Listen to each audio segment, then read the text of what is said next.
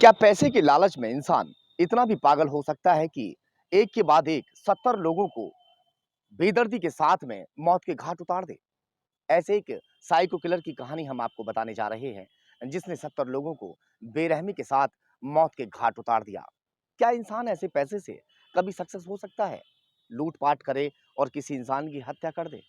क्या ऐसा इंसान जो लूट-पाट करके हत्या करने के बाद में पैसा कमा के बड़ा आदमी बन जाता है और जो उसकी आने वाली सल्तनत होती है, क्या वो सक्सेस हो पाती है?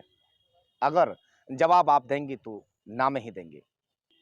कहानी शुरू होती है पुर्तगाल की राजधानी लिस्बन से। यहाँ पर एक लड़के का जन्म होता है जिसका नाम डिएगो एल्विस होता है। 1819 ईस्वी का ये मामला है। वो लड़का एक बेहद गरीब परिवार में पैदा हुआ। उसके परिवार ने उसकी परवरिश करनी शुरू की। बेहद गरीब परिवार था मगर उसके बावजूद भी अपने बेटे को बड़ा आदमी बनाना चाहते थे, कोई ऑफिसर बनाना चाहते थे। वो बच्चा पढ़ लिख कर जब बड़ा होता है तो शहर में काम की तलाश के लिए चला जाता है। जब काम की तलाश कर रहा होता है, कई दिन उसे भटकते हुए हो जाते हैं। जो उसके पास चंद पैसे थे, वो पैसे खाने-पीने में खर्चे में खत्म हो जाते हैं। 3 दिन से भूखा था। जहाँ भी नौकरी पर जाता था, वहाँ से उसे धक्का मार के भगा दिया जाता था। वो उसके पास जो डिग्रियाँ थीं, जो उसके पास पढ़ाई-लिखाई थी, वो सब बेकार हो चुकी थी। 3 दिन की भूख से तड़प रहा था। बारिश का मौसम था। बारिश के मौसम में सर छुपाए किसी पेड़ के नीचे खड़ा था। तभी देखता है कि बाज़ार से एक शख्स किसी से पैसे झपट कर भाग रहा है। बस उसके दिमाग में आइडिया आया कि अब मैं भी यही काम शुरू करूँगा और थोड़ी ही देर बाद में वो किसी से पैसे लूट कर भाग जाता है। पैसे उसके हाथ आ चुके थे। खाना-वाना खाता है, कुछ पैसे कुछ कपड़े खरीदता है। उसके बाद में वो यही काम शुरू कर देता है। आए दिन कभी किसी बाज़ार से, कभी दूसरे बाज़ार से, इसी तरह से लूट-पाट करता और वहाँ से भाग जाता।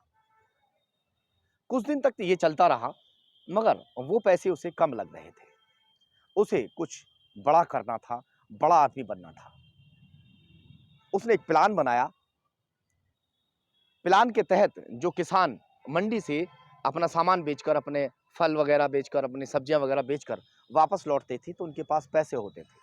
उसने दिमाग लगाया कि जब वो पैसे लेकर वापस लौट रहे होंगे, उस दौरान वो उनके साथ लूट-पाट करेगा। एक पुल जिसकी जो अगर हम ऊँचाई की बात करते हैं, तो तकरीबन उसकी ऊँचाई 213 फुट थी। उस पुल के ऊपर से किसान गुज़रते थे। उस पुल के पास में वो बैठ जाता है और जब सब किसान वहाँ से निकलते हैं, जो सबसे लास्ट में किसान बचता है, उस किसान के साथ वो लूट-पाट करता है।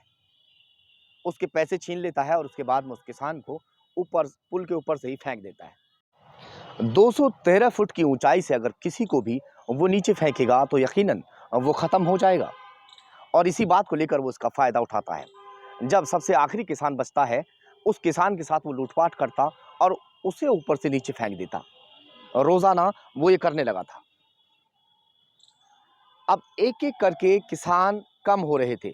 तकरीबन 25 से 30 किसान जब कम हो गए, तो पूरे शहर में बात आग की तरह फैल गई कि किसान कम कैसे हो रहे हैं। पुलिस को लगा कि शायद किसानों के ऊपर कर्जा हो गया होगा, जिसकी वजह से उन्होंने आत्महत्या कर ली होगी। इस वजह से पुलिस ने इतना गौर नहीं दिया। मगर उसके बावजूद भी जो किसान हैं वो लगातार कम हो रहे थे। एक के बाद एक किसानों की हत्या की जा रही थी, किसानों के साथ लूट-पाट की जा रही थी। कभी-कभी उसको पैसे ज़्यादा मिल जाते किसी किसान से, तो वो 2-4 दिन लूट-पाट नहीं करता था। मगर पैसे कम होते तो वो लूट-पाट ज़रूर करता था अगले दिन। अगले दिन फिर से उसी वारदात को दोहराता था। पहले किसान को लूटता और लूटने के बाद में ऊपर से धक्का दे देता और कोई किसान तगड़ा या तंदुरुस्त होता या 2 किसान होते, तो उन दोनों पर या तगड़े किसान पर वो चाकू से हमला करता था।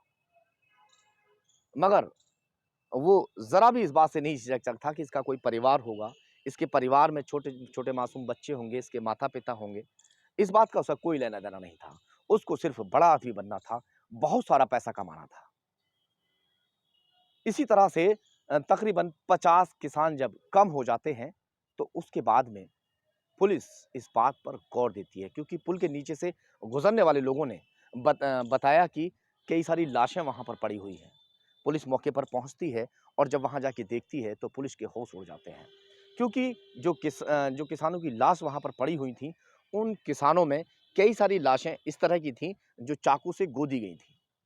अब पुलिस को यकीन हो चुका था कि कोई न कोई इनकी हत्या करके इन्हें इस तरह से फेंक रहा है। क्योंकि कई किसानों के घर पर पुलिस पहुंचती है और पुलिस जानकारी लेती है कि किसानों के ऊपर कर्जा तो नहीं था, तो उनके परिजन बताते हैं कि उनके ऊपर कोई कर्जा नहीं था। तो ये साफ हो चुका था कि कोई ना कोई इंसान इनको मार रहा है। अब उस पुल के ऊपर जहां से ऊंचाई से फेंका जाता था, पुलिस वहां पर सिक्योरिटी तैनात कर देती है। वहां पुलिस तैनात हो जाती है। इस बात को जब डिएगो एल्विस देखता है तो वहां से वो उस जगह को छोड़ देता है।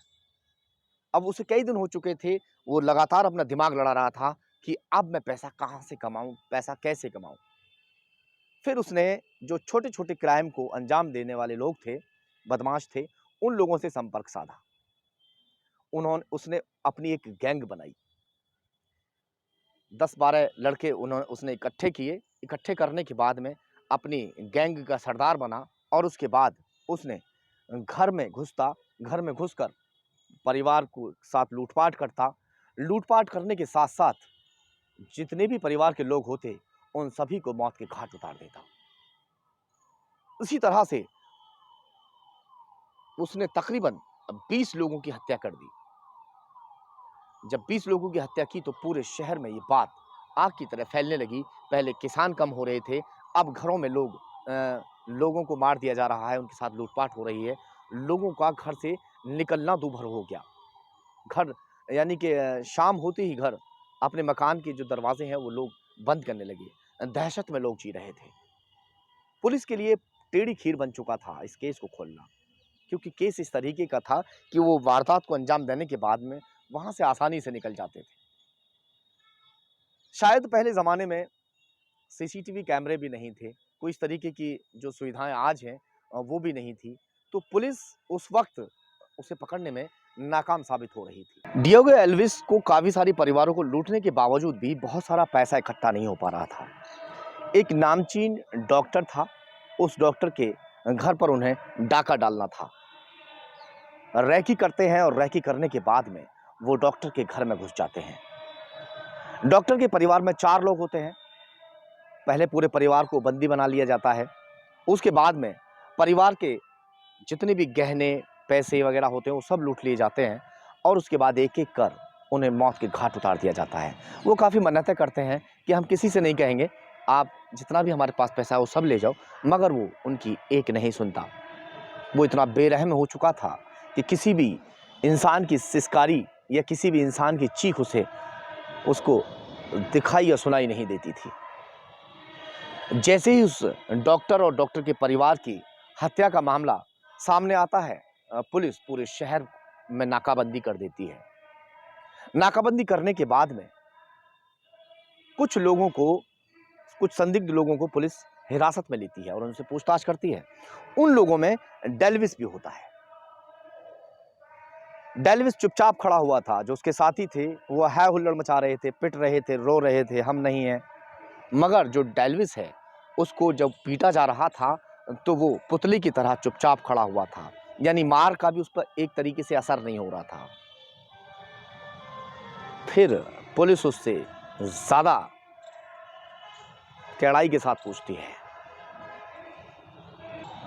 फिर पुलिस डेल्विस से बहुत सख्ताई के साथ पूछताछ करती है और वो अपने गुनाह को कबूल कर लेता है। और जब वो बताता है कि मैंने ही किसानों की हत्या की है और मैंने ही जो परिवार जिनके साथ लूटपाट की थी उनकी हत्या भी मैंने की है, पुलिस के भी पैरों तले ज़मीन निकल जाती है। वजह क्योंकि कोई इतनी बड़ी नहीं थी, उसको पैसा चाहिए था, बहुत बड़ा आदमी जो बनना था। खैर, पुर्तगाल सरकार ने उसे फांसी की सज़ा सुनाई और फांसी देने के बाद में जो उसका सिर है वो आज भी संजो कर रखा हुआ है, एक जार में बड़ी हिफाजत के साथ रखा हुआ है। और वो इसलिए नहीं रखा हुआ कि उसने कोई अच्छा काम किया था, वो इसलिए रखा हुआ है कि दुनिया को ये मालूम हो जाए कि ऐसे इंसानों के साथ में क्या होता है और क्या होना चाहिए। हालाँकि तब से आज तक उस देश में कोई फांसी नहीं दी गई।